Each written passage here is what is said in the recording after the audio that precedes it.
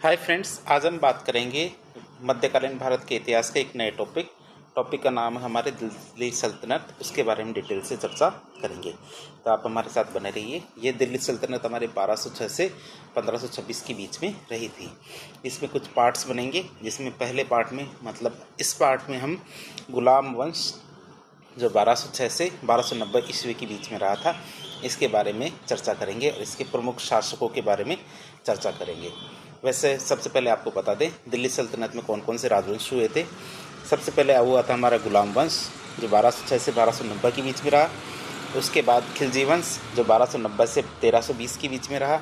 फिर तुगलक वंश, जो 1320 से 1414 ईस्वी के बीच में रहा। उसके बाद आता हमारा सैयद वंश, इसका काल छोटा था, अर्थात 1414 से 1451 तक। और लोधी वंश की बात करें तो 1451 से 1526 ईस्वी तक रहा था। इसको आप आसानी से याद कर सकते हैं, SKTSL, इस तरह से आप याद कर सकते हैं शॉर्ट ट्रिक से। S का मतलब स्लेव डायनेस्टी, K का मतलब खिलजी डायनेस्टी, T का मतलब तुगलक डायनेस्टी, S का मतलब सैयद डायनेस्टी और L का मतलब लोधी डायनेस्टी। तो आप इस छोटे छोटे न्यूमोनिक्स बनाकर इसे आसानी से याद कर सकते हैं। तो शुरुआत करते हैं आज का टॉपिक, जिसे हम कहते हैं गुलाम वंश या स्लेव डायनेस्टी। जो गुलाम वंश है या स्लेव डायनेस्टी, इसी को ममलुक वंश भी कहते हैं और ये हमारे किससे संबंधित है? दिल्ली सल्तनत से संबंधित है। गुलाम वंश दिल्ली सल्तनत का पहला राजवंश था और जिसकी स्थापना किसने की थी? कुतुबुद्दीन ऐबक ने की थी।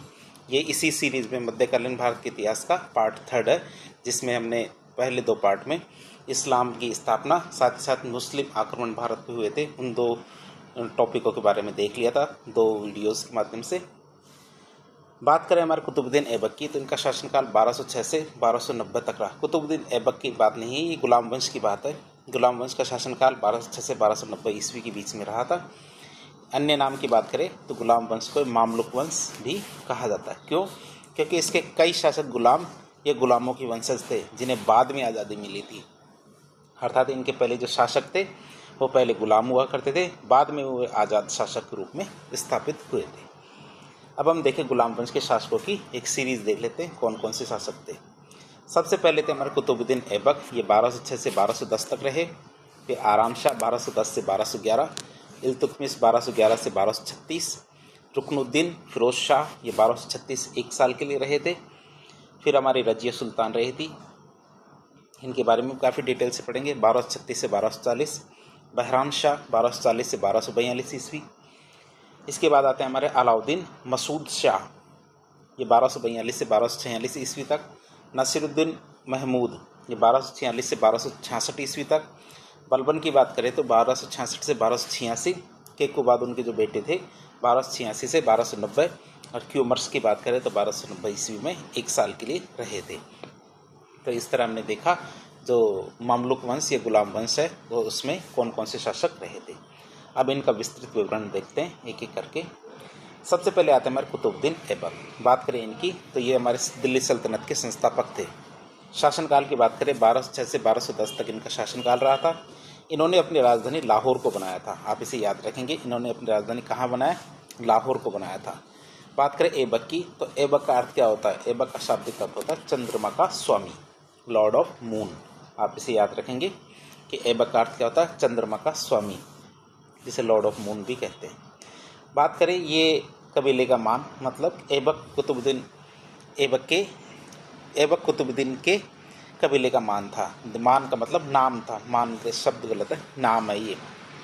ऐबक क्या था? कुतुबुद्दीन जो थे उसके कबीले का नाम था, ये मान शब्द गलत है। आगे देखें तो उपाधियाँ, इनको कौन कौन सी उपाधि दी गई थी कुतुबुद्दीन ऐबक को? इनको लाख बख्श की उपाधि दी गई थी। इसका अर्थ ये था लाखों का दाता, उनकी उदारता के लिए। क्यों? क्योंकि लाखों का दान किया करता था, इसलिए इसको लाख बख्श कहते थे। कुरान खां, अर्थात कुरान को मधुर स्वर में पढ़ने के कारण इसे कुरान खां भी कहते थे। और हातिम द्वितीय उसकी दानशीलता के कारण इसे हातिम द्वितीय भी कहते थे। तो कुतुबुद्दीन ऐबक के 3 नाम थे, लाख बख्श, कुरान खां और हातिम द्वितीय।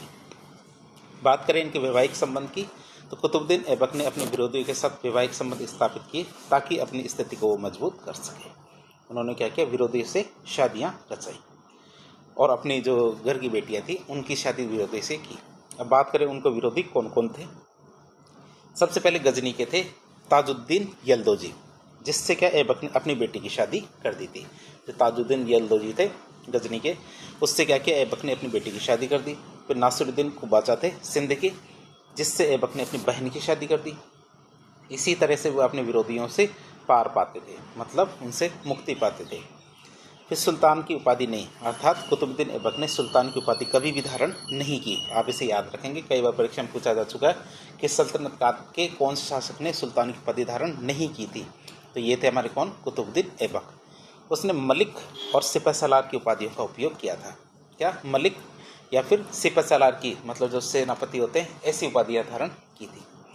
अब हम देख लेते हैं सबसे पहले स्लेव डायनेस्टी या मामलुक वंश, ये गुलाम वंश भारत में किन किन एरियो में फैला हुआ था। जैसे भारत का ये मैप है, तो भारत के मैप में ये आप देख सकते हैं कि पाकिस्तान, अफ़गानिस्तान और यहाँ से हमारे बांग्लादेश, नेपाल और भूटान, यहाँ तक ये हमारे गुलाम वंश फैला हुआ था।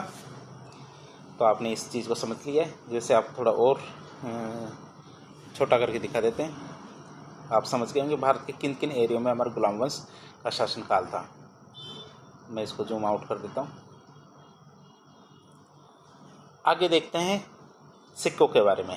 तो हमारे कुतुबुद्दीन ऐबक के बारे में कहा जाता है, कुतुबुद्दीन ऐबक ने अपने नाम से सिक्के नहीं चलवाए थे। ये भी आप याद रखेंगे, कुतुबुद्दीन ऐबक ने कभी भी अपने नाम से सिक्के नहीं चलवाए थे। फिर खुतबा की बात करें, खुतबा की, तो कुतुबुद्दीन ऐबक ने अपने नाम का खुतबा भी नहीं पढ़वाया था। खुतबा क्या होता है, शुक्रवार की नमाज में शासक के नाम का उल्लेख किया जाता है, वह खुतबा कहलाता है। लेकिन कभी भी कुतुबुद्दीन ऐबक ने खुतबा नहीं पढ़ाया। मतलब शुक्रवार की जो नमाज होती है मुस्लिम संप्रदाय में, तो उसमें शासक का नाम लिया जाता है, लेकिन कभी भी उसने अपना नाम नहीं लिया है।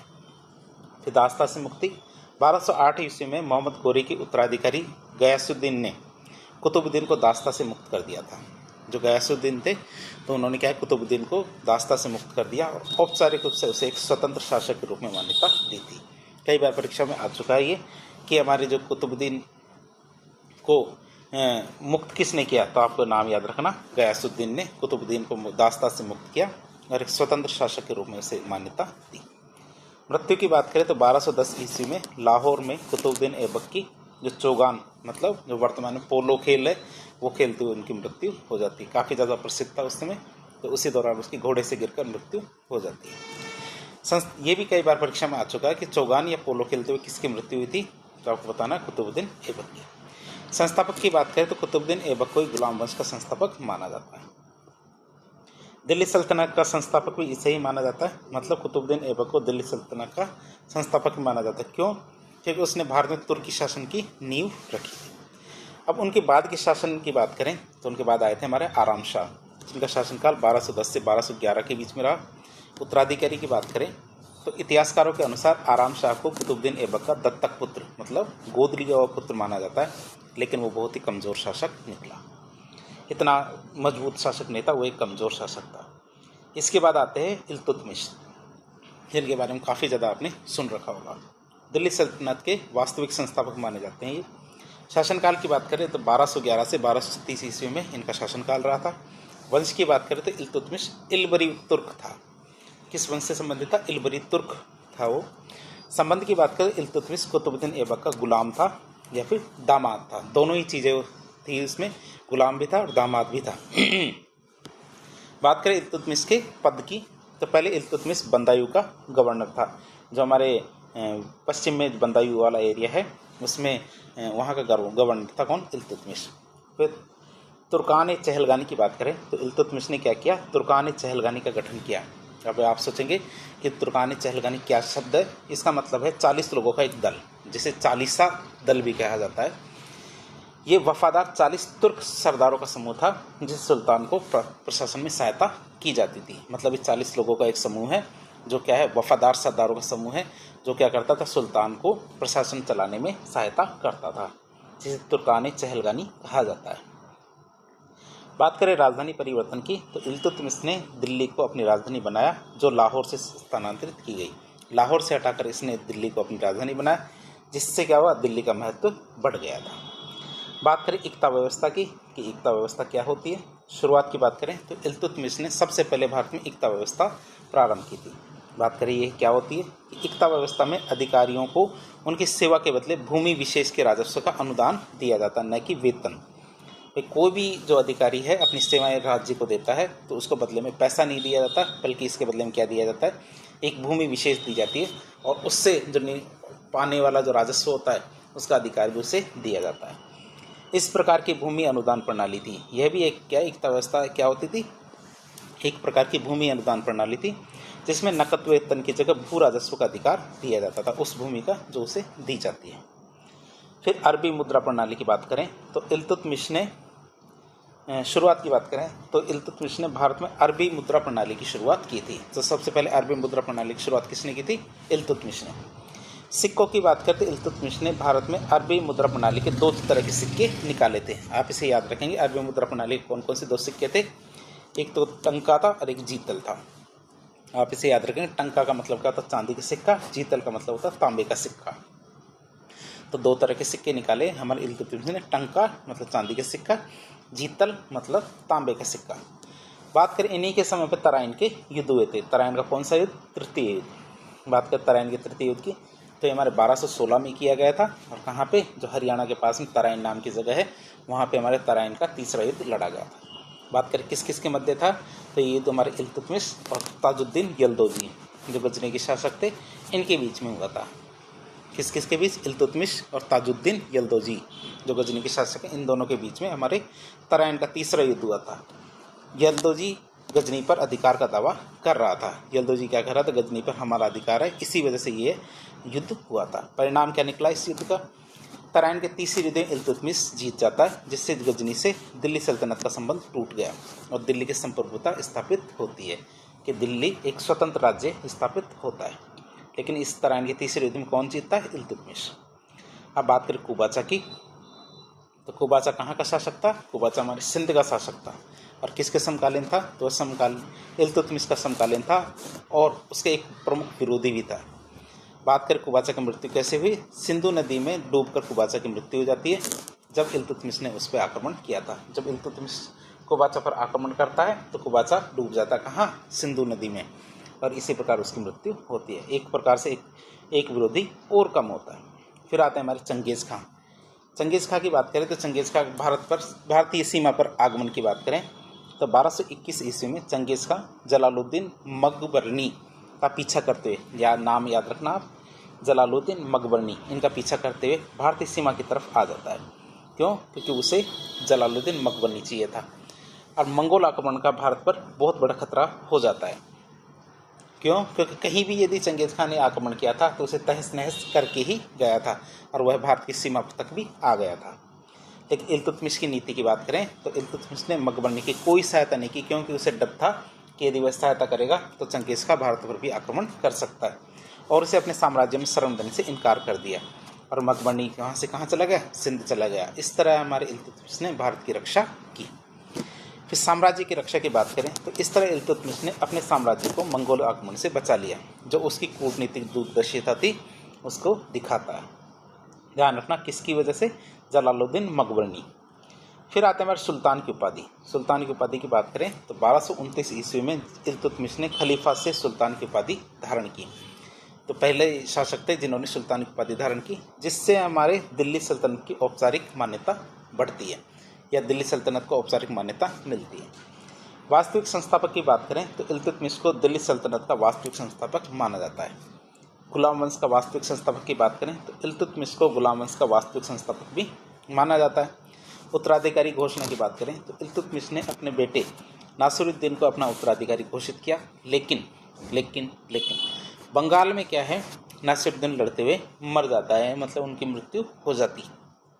एक तरफ तो हमारे इल्तुतमिश उनको उत्तराधिकारी घोषित करते हैं, दूसरी तरफ वह युद्ध लड़ते हुए मारे जाते हैं। तो इसी वजह से फिर इल्तुतमिश को अपने उत्तराधिकारी किसे घोषित करना पड़ता है, रजिया सुल्तान को। इल्तुतमिश ने अपनी बेटी पुत्री रजिया को अगला उत्तराधिकारी घोषित किया, जो उस समय एक क्रांतिकारी निर्णय था। मतलब उस समय महिलाओं को घर के बाहर तो दूर की बात है, छोटे मोटे काम भी नहीं दिया करते थे, लेकिन इल्तुतमिश ने क्या किया, अपनी पुत्री को एक जो अपना उत्तराधिकारी घोषित करना एक बहुत बड़ा निर्णय था और सभी इससे हक्के बक्के रह गए। बात करें ग्वालियर अभियान की तो ग्वालियर अभियान के समय इल्तुतमिश ने रजिया के नाम के सिक्के जारी किए, जिससे पता चलता है हमें कि रजिया उस समय सुल्तान थी। बलबन की बात करें, बलबन की खरीद, तो ग्वालियर अभियान के समय ही बलबन को खरीदा गया था, जो बाद में एक बहुत ही महत्वपूर्ण शासक बनते हैं। अब बात करें मृत्यु की, तो 1236 ईस्वी में इल्तुतमिश की मृत्यु हो जाती है। कब? 1236 में इल्तुतमिश की मृत्यु हो जाती है। अगले शासक आते हैं हमारे रुकनुद्दीन फिरोज शाह। शासनकाल की बात करें तो 1236 में इनका शासनकाल था, बहुत छोटा 1 साल का शासनकाल था। वास्तविक शक्ति की बात करें तो शासन की वास्तविक शक्तियाँ रुकनुद्दीन फिरोज शाह की माँ जो शाह तुर्कान के पास थी। आप याद रखेंगे कि रुकनुद्दीन फिरोज शाह की माँ थी शाह तुर्कान, उस समय उसकी शक्तियाँ उनके पास थी। समझते हैं आप इस बात को कि शक्तियाँ होने का मतलब कि वास्तविक शासक तो रुकनुद्दीन फिरोज शाह थे, जबकि शासन चला कौन रही थी? उनकी माँ शाह तुर्कान।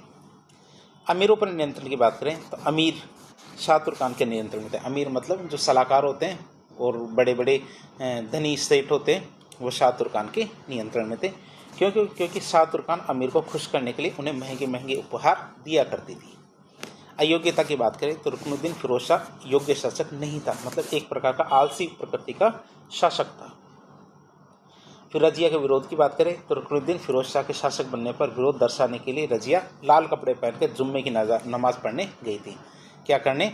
रुकनुद्दीन फिरोज शाह के शासक बनने पर उसका विरोध करने के लिए क्या किया? रजिया ने लाल कपड़े पहन के जुम्मे की नमाज पढ़ने गई, जिससे जनता का ध्यान उसकी तरफ गया।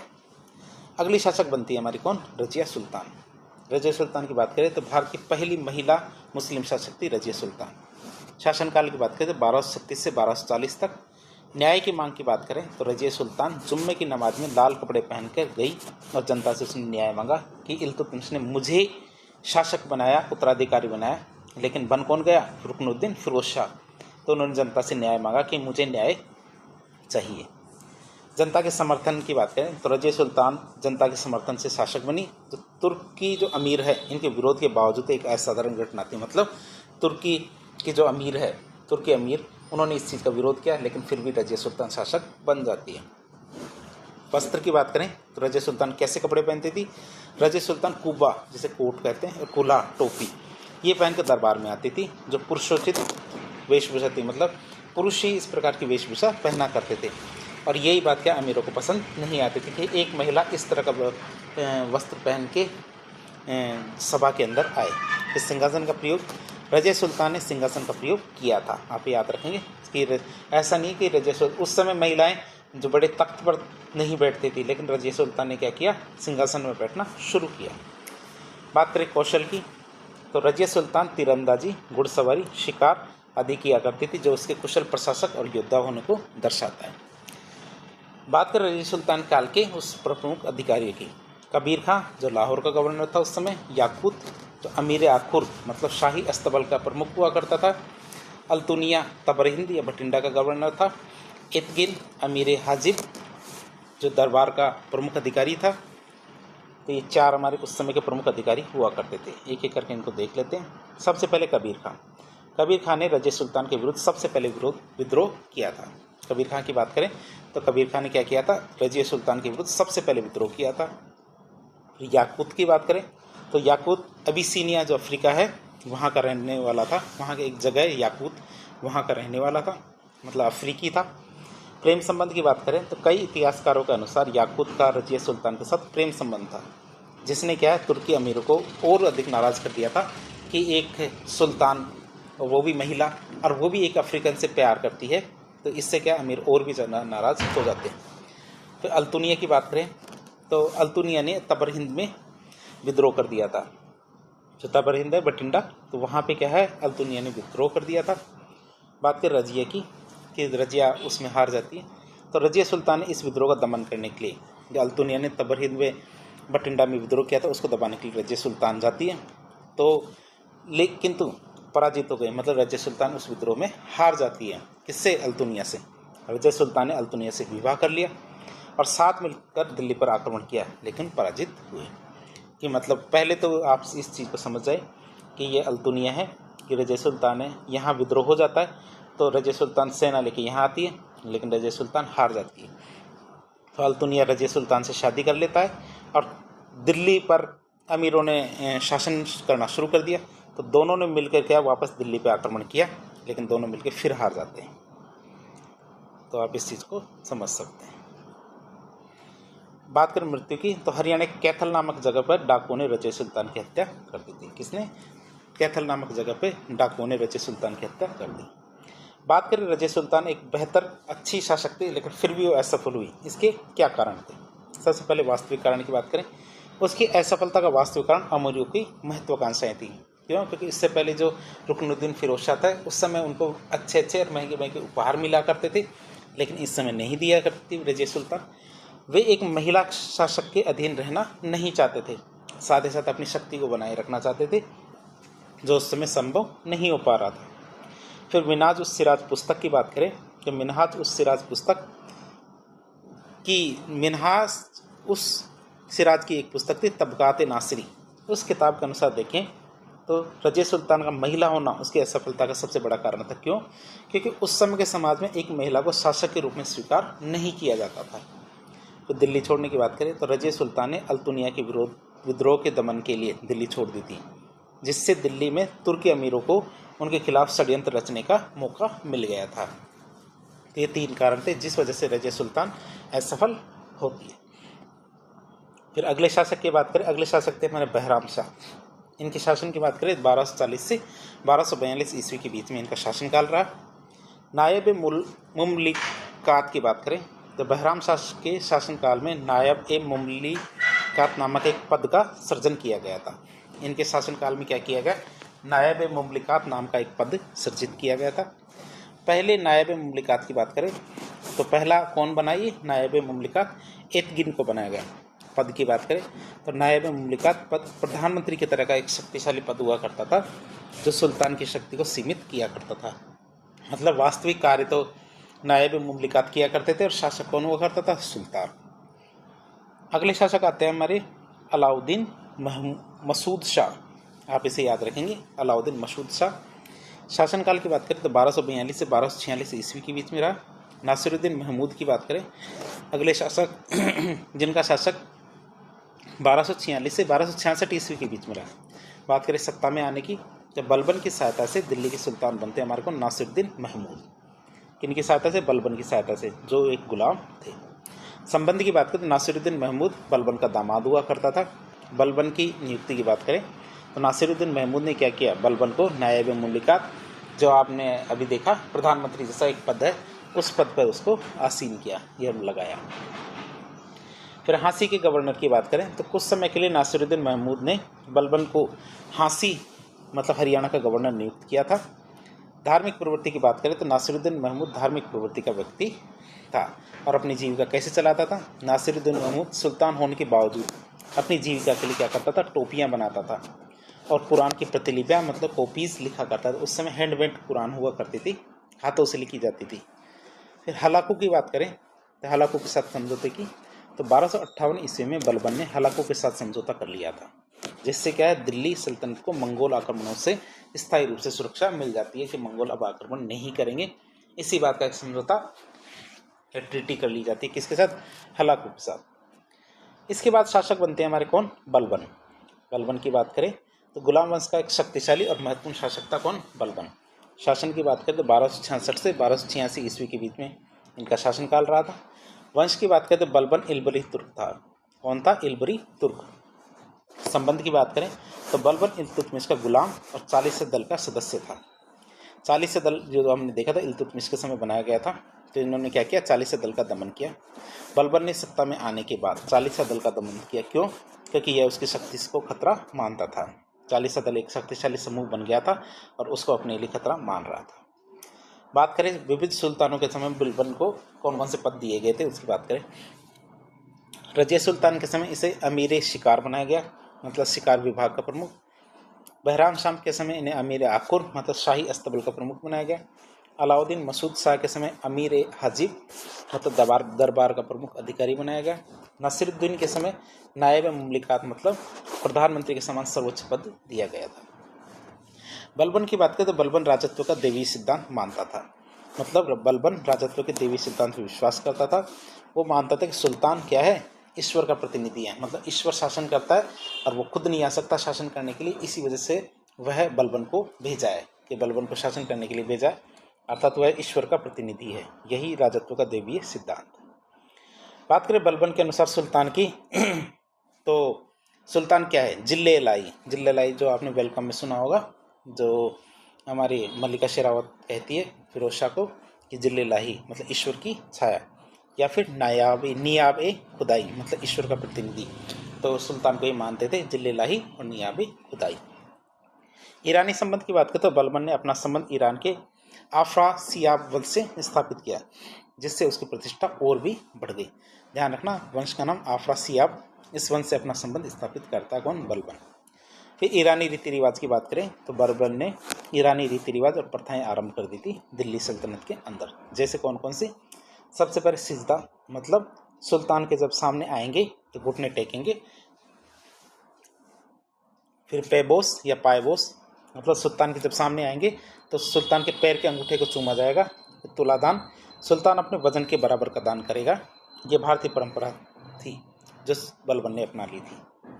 फिर ये नवरोज़ या नवरोज़ की बात करें तो ईरानी या फारसी नववर्ष की बात आती है, तो ये नवरोज़ है, तो हमारे बलबन ने इसको शुरू किया था। फिर दरबार की भव्यता, तो बलबन ने अपने दरबार को भव्य तरीके से सजाना शुरू किया, जो उसकी शाही गरिमा को दर्शाता है। फिर रक्त की शुद्धता, बलबन रक्त की शुद्धता मतलब नीले रक्त की नीति में विश्वास रखता था, जिसका मतलब यह है कि वह उच्च कुल के लोगों को ही उच्च पदों पर लगाया करता था।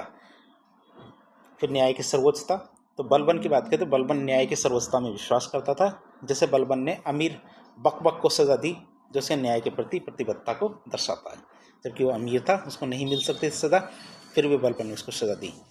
इससे पता चलता है कि बलबन क्या न्यायप्रिय व्यक्ति था। फिर अफ्रीकी अंगरक्षक, बलबन ने अफ्रीकी अंगरक्षक नियुक्त किए, जो उसकी व्यक्तिगत सुरक्षा और शक्ति को दिखाता है। फिर तुगरिल खां का विद्रोह, बलबन बंगाल के जो गवर्नर थे तुगरिल खां, उन्होंने बलबन के खिलाफ विद्रोह कर दिया। फिर अमीर खां को मृत्युदंड की बात करें तो बलबन ने अमीर खां को मृत्युदंड दिया। क्यों? क्योंकि अमीर खां तुगरिल खां के विद्रोह को दबाने में असफल रहा था। जबकि वह अमीर खां जाता है, लेकिन फिर भी वह उस विद्रोह को दबा नहीं पाता है। फिर चालीसा के दमन की बात करें तो बलबन ने चालीसा दल का दमन किया, जिससे उसकी शक्ति पर अंकुश लगाने वाली सबसे बड़ी चुनौती थी वह समाप्त हो जाती है।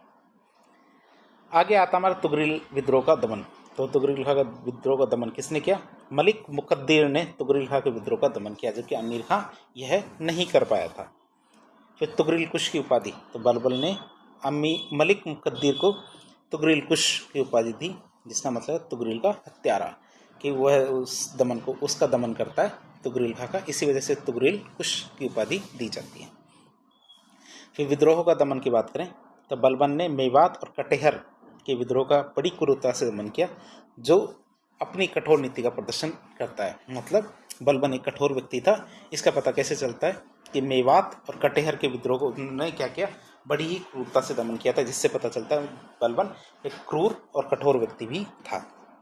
फिर लौह और रक्त की नीति की बात करें तो बलबन लौह और रक्त की नीति मतलब ब्लड एंड आयरन पॉलिसी में विश्वास किया करता था, जिसका मतलब है कि कठोर सैन्य और दमनकारी नीतियों का उपयोग करना। शासन स्थापित करने के लिए कठोर नीतियां अपनानी जरूरी है। यही हमारी नीति कहलाती है, लौह और रक्त की नीति। बात करें बलबन ने 2 विभागों की स्थापना की। अब 2 विभाग कौन कौन से थे? तो बलबन ने 2 महत्वपूर्ण विभागों का गठन किया। जैसे एक तो मिलिट्री डिपार्टमेंट मतलब सैन्य विभाग, जिसे दीवाने अर्ज भी कहा जाता है, जो सेना को संगठित करता था। दूसरा था गुप्तचर विभाग, जो दीवाने बरीद भी कहा जाता है, जो सुल्तान को राज्य की स्थिति की जानकारी देता था। तो 2 विभागों के नाम आप याद रखेंगे, सैन्य विभाग और गुप्तचर विभाग। उत्तराधिकारी की बात करें तो बलबन ने अपने पुत्र महमूद को अपना उत्तराधिकारी घोषित किया था, लेकिन महमूद की मृत्यु हो जाती है। महमूद क्या मंगोलों से लड़ता हुआ मारा जाता है, तो बलबन क्या करता है? अपना अगला उत्तराधिकारी केकुसरो को उत्तराधिकारी घोषित करता है। नाम याद रखना, केकुसरो। बात करें कोई बाहरी अभियान नहीं, मतलब बलबन ने कभी भी कोई बाहरी अभियान नहीं किया। उसकी उम्र भी ज़्यादा थी, इसका ध्यान आंतरिक स्थिरता और मंगोलों से साम्राज्य की रक्षा पर ज़्यादा केंद्रित था। मंगोलों से संधि की बात करें तो 1258 ईस्वी में बलबन ने मंगोल शासक हलाकू से संधि की, जिससे मंगोल आक्रमणों का खतरा कम हो जाता है।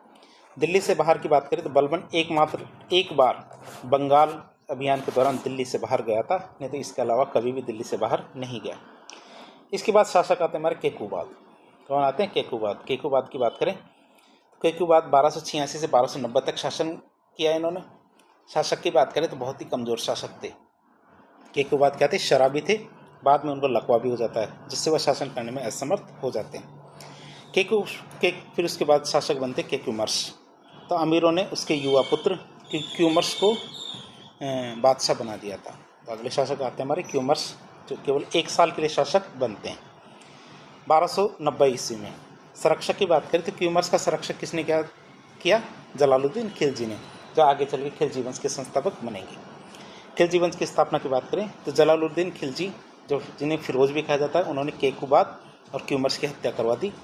जलालुद्दीन खिलजी ने खिलजी वंश की स्थापना की इसके बाद, जिससे गुलाम वंश का अंत हुआ और दिल्ली सल्तनत में एक नए युग की शुरुआत होती है। अब हम बात करें गुलाम वंश की स्थापत्य कला के बारे में। गुलाम वंश के शासकों ने भारत में इस्लामी जो स्थापत्य कला है उसकी नींव रखी थी। जैसे कौन कौन से शासक थे? कुतुबुद्दीन ऐबक, इल्तुतमिश, बलबन और केकुबाद। इन्होंने बहुत कुछ बनवाया, इसके बारे में जानते हैं। सबसे पहले आता कुतुबुद्दीन ऐबक। कुतुबुद्दीन ऐबक ने कौन कौन सी इमारतें बनवाई? जैसे कुव्वत उल इस्लाम मस्जिद, कुतुब मीनार, अढ़ाई-दिन का झोपड़ा, इस प्रकार की इमारतें बनवाई।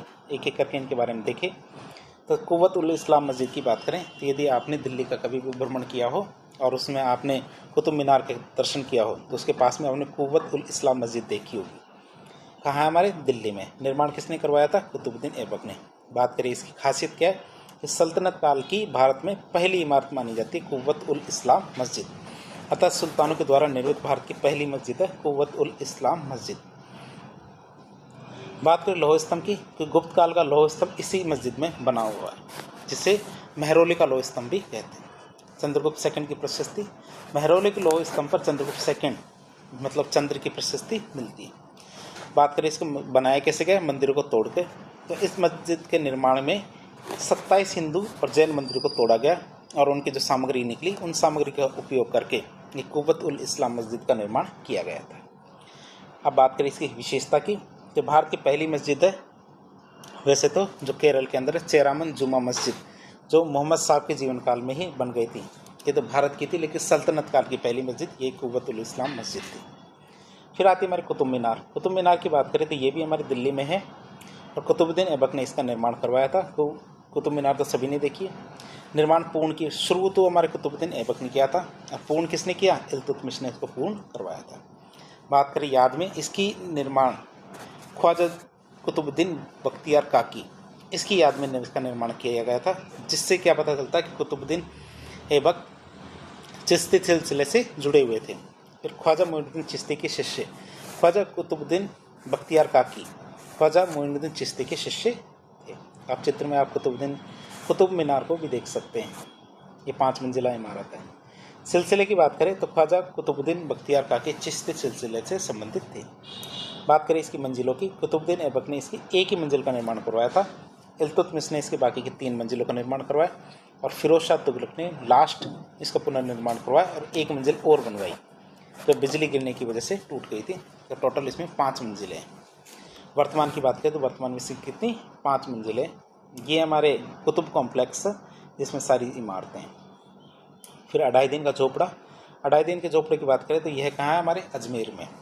निर्माण की बात करें कुतुबुद्दीन ऐबक ने इसका निर्माण करवाया और ये एक संस्कृत महाविद्यालय को तोड़कर उसकी जगह एक मस्जिद बनाई गई थी। इसके बाद इल्तुतमिश की बात करें, इल्तुतमिश ने क्या निर्माण करवाया?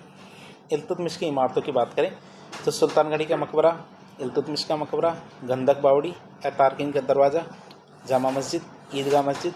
तो इस तरह इल्तुतमिश ने काफ़ी ज़्यादा इमारतें बनवाई थी। एक एक करके देखें इनके। सुल्तानगढ़ी का मकबरे के बारे में बात करें तो ये दिल्ली में बनवाया गया था। किसने बनवाया? इल्तुतमिश ने। किसकी याद में बनवाया? तो ये मकबरा हमारे इल्तुतमिश ने अपने बेटे नासिरुद्दीन की याद में बनवाया था। किसकी याद में? नासिरुद्दीन की याद में बनवाया था। ये आप देख सकते हैं, ये हमारे सुल्तानगढ़ी का मकबरा है। अन्य नाम की बात करें तो नासिरुद्दीन, इसे नासिरुद्दीन का मकबरा भी कहते हैं। और भारत की बात करें तो भारत में मकबरों की शुरुआत इसी से मानी जाती है, मतलब भारत में पहला मकबरा यही था। मकबरों के जन्मदाता की बात करें तो इल्तुतमिश को भारत में मकबरों का जन्मदाता कहा जाता है। कुतुबुद्दीन का निर्माण की बात करें तो इल्तुतमिश ने कुतुबुद्दीन जो मकबरा है इसका निर्माण कार्य पूर्ण किया। कुतुबुद्दीन ने कुतुब मीनार का कार्य पूर्ण करवाया था। बात करें इल्तुतमिश का मकबरे की, टॉम्ब ऑफ इल्तुतमिश, ये आप कुतुब कॉम्प्लेक्स में जाएंगे तो वहीं पे आपको देखने को मिलेगा। दिल्ली में करवाया किसने? कहा इल्तुतमिश ने। शैली की बात करें तो यह किस शैली में बना हुआ है? ये हमारे स्क्रिच शैली में बना हुआ है। जो सार्कोगोफकस शैली है या फिर एक विशेष आंतरिक नक्काशी शैली का उल्लेख करता है। शैली का नाम आप याद रखें, स्क्रीच शैली। इसी शैली में हमारे इल्तुतमिश का मकबरा बना हुआ है। फिर आती है हमारी गंधक बावड़ी। ये आपने वो मूवी देखी होगी जिसमें आपने पीके, तो उसमें पीके आमिर खान होते हैं। आमिर खान अपना एड्रेस यही गंधक बावड़ी का देते हैं बार बार। या फिर आपने सुल्तान मूवी देखी होगी सलमान खान की, इसमें जो ईंटें लेकर जो बार बार सलमान खान ऊपर नीचे चढ़ता है, तो वही गंधक बावड़ी है, दिल्ली के अंदर है। निर्माण की बात करें, इल्तुतमिश ने करवाया था और एक तरह का कुआं है, सीढ़ीदार कुआं। फिर तारकिन के दरवाज़ा, बात करें इसकी, कहाँ पे? राजस्थान के नागौर में है। निर्माण किसने करवाया था? इल्तुतमिश ने। किसकी याद में करवाया? इसका निर्माण सूफी संत हामिदुद्दीन नागौरी की याद में करवाया गया था। बात करें इसकी उपाधि, तो सुल्तान तारकिन की ख्वाजा मोइनुद्दीन चिश्ती ने शेख हामिदुद्दीन नागौरी को सुल्तान तारकिन की उपाधि दी थी, इसीलिए तारकिन का दरवाज़ा कहा जाता है। और अन्य मस्जिदों की बात करें तो जामा मस्जिद, ईदगाह मस्जिद, ये बंदायूं में निर्माण करवाया गया है। ये सब किसने करवाया था? इल्तुतमिश ने इनका निर्माण करवाया था। जामा मस्जिद की बात करें तो जामा मस्जिद हमारे बंदायूं में है। किसने बनवाई थी? इल्तुतमिश ने। ईदगाह मस्जिद की बात करें तो ये भी बंदायूं में है और किसने बनवाई थी? इल्तुतमिश ने। अब हम बात करें बलबन ने क्या बनवाया। बलबन की बात करें तो बलबन की इमारतों की बात करें तो इसमें बलबन का मकबरा था और एक लाल महल था। तो बलबन के मकबरे की बात करें तो बलबन का मकबरा किसने बनवाया था? बलबन ने। ये आप देख सकते हैं बलबन का मकबरा। तो इसकी खासियत क्या है? इस्लामिक शैली में मेहराब की बात करें तो इसमें सबसे पहले शुद्ध इस्लामिक शैली में मेहराब का निर्माण करवाया गया था, जो भारतीय वास्तुकला में एक बहुत ही महत्वपूर्ण विकास माना जाता है। तो बलबन का मकबरा आप देख सकते हैं। लाल महल की बात करें तो ये भी बलबन ने बनवाया था और ये एक तरह का लाल कलर का महल था। फिर केकूबाद की बात करें तो केकूबाद के काल में कौन कौन सी इमारतें बनी थी, जिसमें खास थी हमारे किलोकरी का किला। बात करें केकूबाद ने किलोकरी का किला बनवाया था। ये हमारे जमुना नदी के किनारे स्थित एक महल सा किला था, मतलब रह भी सकते थे उसमें और किला भी था, जिसे बाद में जलालुद्दीन खिलजी ने अपनी राजधानी बनाया था। तो इस तरह आज के एक लेक्चर के जरिए हमने मध्यकालीन भारत के इतिहास में जो गुलाम वंश या मामलुक वंश था, इसके बारे में काफ़ी डिटेल से जानने की कोशिश की, थोड़ा फास्ट मूड में, ताकि कम समय में ज़्यादा से ज़्यादा जानकारी मिल सके। तो इस तरह के इन्फॉर्मेटिव वीडियो देखने के लिए हमारे चैनल से जुड़े। वीडियो पसंद आता तो वीडियो को लाइक करें, चैनल को सब्सक्राइब करें, अपने दोस्तों के साथ शेयर करें। धन्यवाद।